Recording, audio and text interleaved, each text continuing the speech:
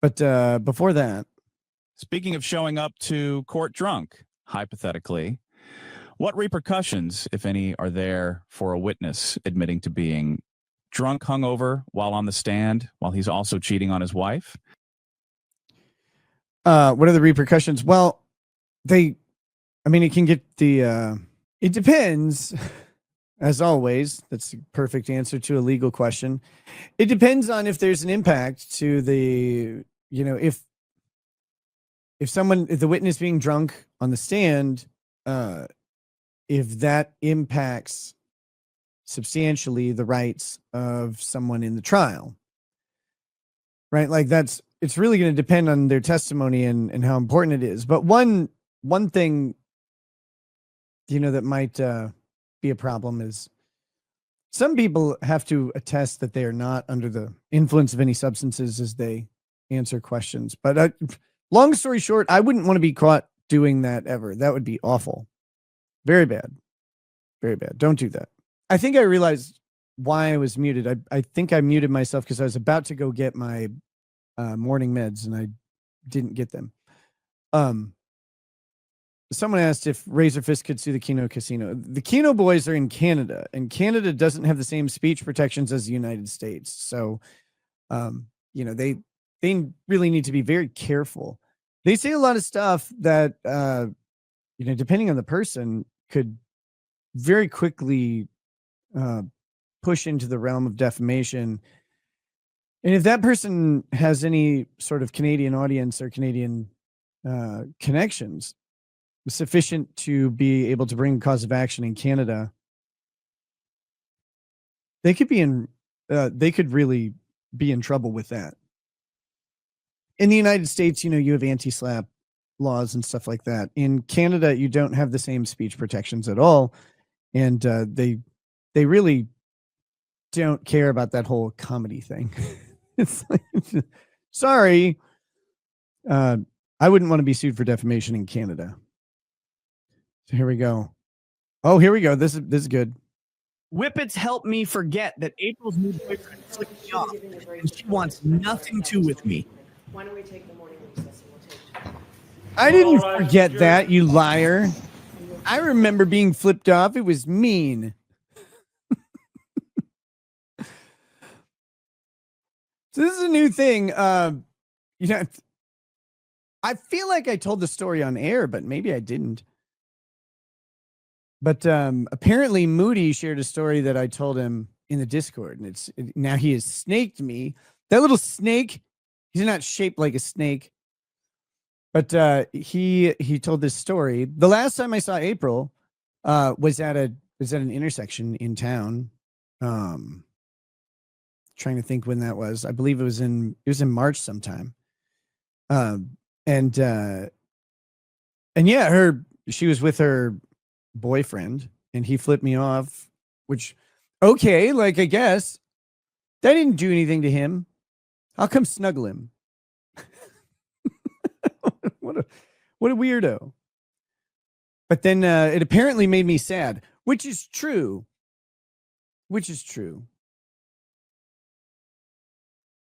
I don't know. Like, is that a bad thing? I guess.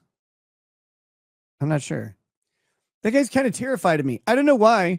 It's not like I have a history of stealing April away from people. What a silly life.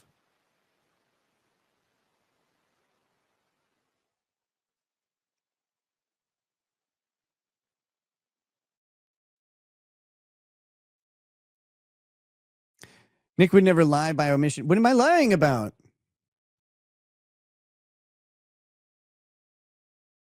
Nick, will you get your firearms back, or did your wife take possession of them? Beta. Beta. No, my firearms are not coming back. Which is sad. I want them. That would be cool. Ooh. Looks like I'm about to get some food. All you niggas thought AI would be used to cure cancer or some other gay ass shit. The more noble use is be telling the world that fat fuck Kurt has a micro penis.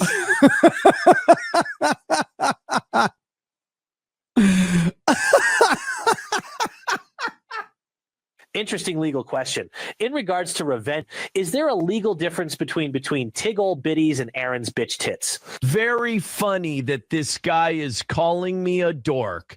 Yes, I may quote very cool movies and wear the names of men on my back, but that doesn't make me a loser. You are the gay boy, not me. That's right.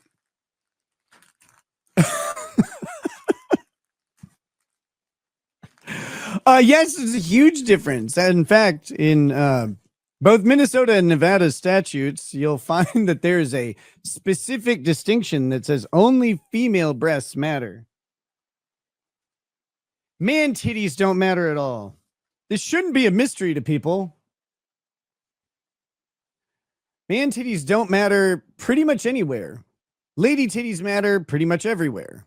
Don't lie anymore, Nick. You were not at Hackamania, but rather only a few vote away before that Chicago dude bribed the French bishops cause they knew where to offload the bribe. Yes, exactly. No, I wasn't at Hackamania. I was with Macron hiding the bags under our jacket pockets. Did you guys see that video? That was crazy, but it illustrated something that I've noticed, and I get it. But when I was doing drugs, it's amazing how many people you find out are doing drugs.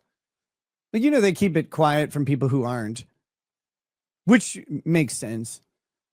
But when they find out that you're cool with it, like, man, you find out all these people are in on it or whatever.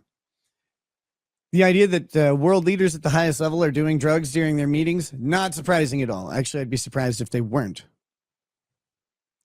So what's the GHB story? It was just a funny thing that happened in Vegas. To me, so first thing is, this happened like right in sequence. That's why I tell both of them.